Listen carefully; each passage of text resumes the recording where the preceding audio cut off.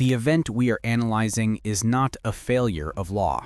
It is the ultimate, chilling display of how the entire Russian state system has devolved into a machine of political persecution and extrajudicial punishment. We must understand this reality not through the lens of Western jurisprudence, but through the brutal, arbitrary logic of a dictatorship where personal feuds are resolved with state power. The sudden designation of the pro-Russian blogger Tatyana Montyan as an extremist and terrorist is the most shocking political precedent of the year, confirming that the internal system is devouring its own. This is FPV Explainer, where we break down the most fascinating stories in drone warfare. If you're enjoying this deep dive, hit the like button, subscribe, and drop a comment telling us what topic you want to see next. Your feedback shapes our future videos and keeps us bringing you clear, detailed analysis from the front lines. Also, please watch this video to the very end even if you play it in the background without sound, as your continuous viewing is critical to help promote the truth about the war. The core of this crisis is the profound cynicism of the state. Montyan is a figure who fled Ukraine, publicly defended the invasion, actively raised funds for Russian soldiers, and provided ideological justification for the war. By every metric of official propaganda, she should be a hero. Yet her inclusion on the terrorist registry, a blacklist reserved for figures like al-Qaeda operatives, is effectively a civil execution without trial. This action proves that loyalty to the state is irrelevant. Loyalty to the specific individual in power is the only protection. The official pretense for her arrest and designation is thin, an old criminal case revolving around the phrase "liquidate the patriotic," a phrase used in her public critiques. The reality, however, lies in the conflict with an influential propagandist, a figure who commands immense media resources and is tightly connected to the Kremlin's security and administrative levers. Montyan's crime was daring to criticize the effectiveness and corruption of this powerful media clique. This feuding among the elite immediately brought the full, terrifying force of the state apparatus against her. This situation reveals the structural danger of Russian justice. It demonstrates that the security services are used not to enforce law, but to settle personal scores. The consequences for Montyan are immediate and devastating. Her finances are blocked, her ability to travel is curtailed, and she faces the total social isolation of being officially labeled a terrorist. This act sends a clear, chilling message to the entire pro-war, nationalist digital community. The instruments of state repression, which were designed to crush liberals and dissidents, have now been fully weaponized for internal purges. If the system is willing to turn on its most vocal defenders, it proves that no one in Russia, regardless of their loyalty, is safe from the arbitrary exercise of power. The immediate reaction of Russian state media to the designation of Tatyana Montyan as an extremist was not confusion. It was a carefully orchestrated, brutal display of political triage designed to achieve two critical goals: discredit the non-state war effort and reinforce the leader's control. This is the state media machine working to crush its own loyal yet independent assets. The federal channels, notably, launched a swift, vicious double attack against Montyan.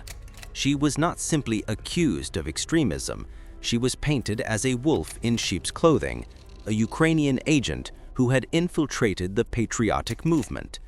This narrative served to explain the inexplicable. Why would a loyal pro-Russian figure be blacklisted? The official explanation manufactured by the state media was that her crime was far worse than mere criticism. It was economic espionage and ideological sabotage.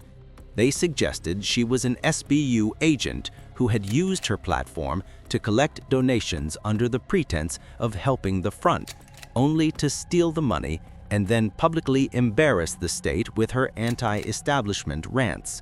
This narrative provided the state with the perfect political cover.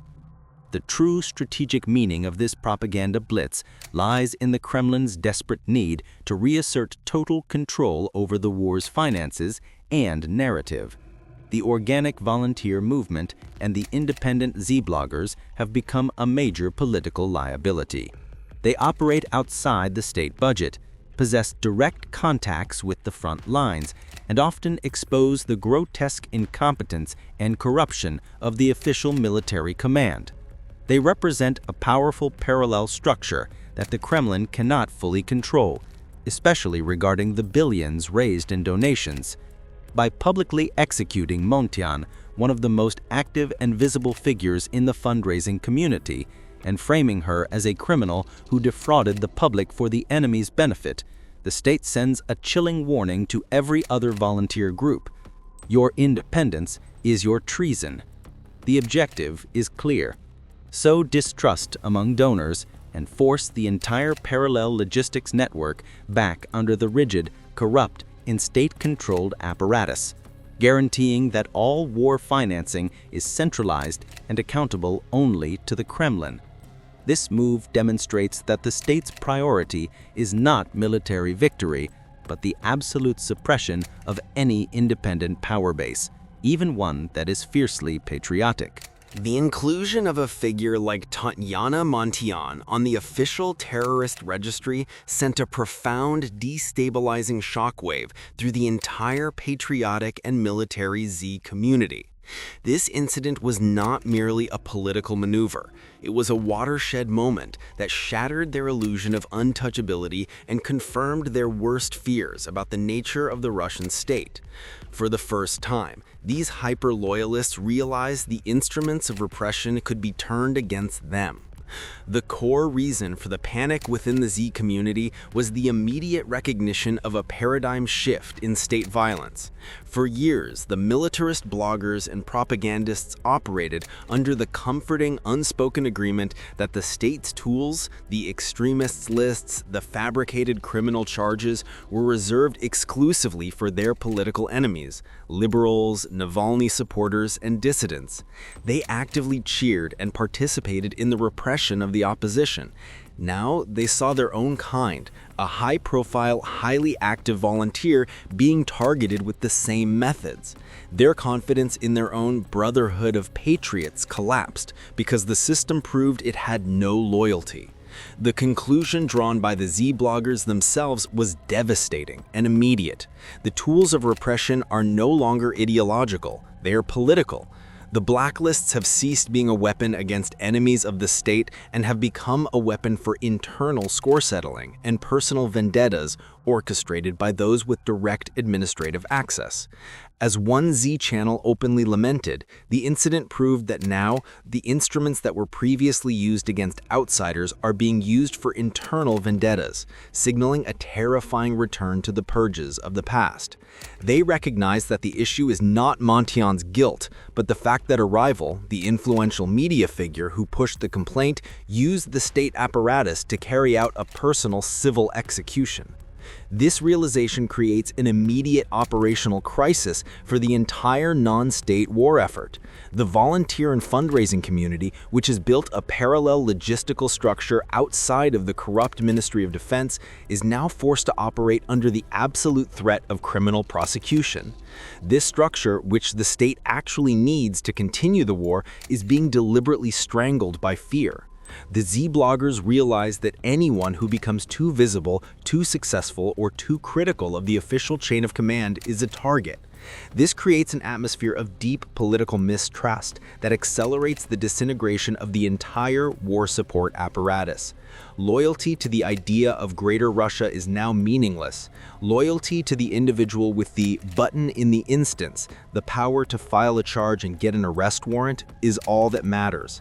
The structural disintegration of the central government is manifesting itself through the destruction of its own most zealous supporters. We have analyzed the psychological devastation of the Z community. Now we must confront the final, terrifying reality of the Russian state, the complete collapse of the judicial system, where the law is no longer a guarantor of order, but a powerful cudgel wielded by those with political influence. This crisis proves that the core mechanisms of governance have failed, replaced by the arbitrary demands of a paranoid regime. The fundamental problem is the total absence of the rule of law. The case of Tatiana Montian illustrates this perfectly. Her inclusion on the extremist list and the subsequent criminal case against her are based on the most absurd and politically manufactured pretexts, specifically her aggressive online rhetoric criticizing the state's inner circle. This is not jurisprudence, this is the weaponization of the security services. The investigation and prosecution were initiated not by an impartial body, but by the application of admin resource, the direct use of political influence, namely the feud with the powerful state propagandist, to bypass legal procedure. This system proves that in Russia, a highly placed personal enemy is more dangerous than an entire foreign intelligence agency. The law is simply a tool used to resolve private grudges. This symptom of legal decay points to a far more profound political danger. The repressive apparatus of the state is not focused on external threats or traditional dissidents. It is now explicitly targeting the patriotic base, the self-organized volunteer groups that sprang up to support the war. This is the ultimate structural threat to the Kremlin. The leadership, haunted by the memory of the Prigozhin mutiny, views any large, self-sufficient, armed and independently funded political grouping, even one that is fiercely loyal, as an existential danger. The volunteers represent a parallel power structure that the Kremlin cannot control. Therefore, the state is forced to turn its powerful instruments of repression against its own most zealous supporters. The logical consequence is clear. These repressions will only intensify.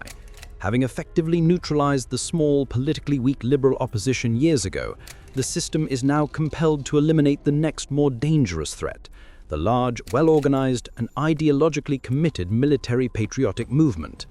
The purges will accelerate because the regime calculates that it is safer to risk angering its own base than to allow any independent source of power, wealth, or organization to remain outside the direct, total control of the security state. This process guarantees that the political landscape will become even more authoritarian, sealing the nation's fate in a perpetual cycle of paranoia and self-destruction. The shocking series of events, the arrests, the blacklisting, and the public feuds among the most zealous supporters of the war leads to one unavoidable conclusion. The war in Ukraine has not resulted in the strengthening of the Russian state, but in the radical acceleration of its internal chaos and the ultimate collapse of its social contract. In the grim new reality of Russia, loyalty to the war effort is no longer a guarantee of protection. It is a direct invitation to become the system's next victim. The structural chaos has converted the list of extremists into a weapon of domestic warfare, proving that the entire structure of the security state is now functioning on arbitrary administrative power rather than law. The case of Tatiana Montan, a fierce pro-war voice being blacklisted, is the chilling proof. The security apparatus, which spent years honing its repressive tools against political dissidents, has now turned those tools inward. The leadership, terrified by the specter of the Prigozhin mutiny, views any independent, self-organized political force, even a patriotic one like the volunteer movement, as an existential threat.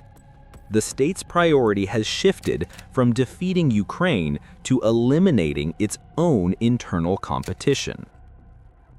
This leads to a political pathology that is consuming the regime. The structure founded on violence and lies inevitably turns upon itself. The public feud is not just a disagreement, it is a visible, system-wide failure of control. While the powerful propagandist uses his media and security connections to execute a civil execution against a rival, the underlying message to the entire Z community is devastating.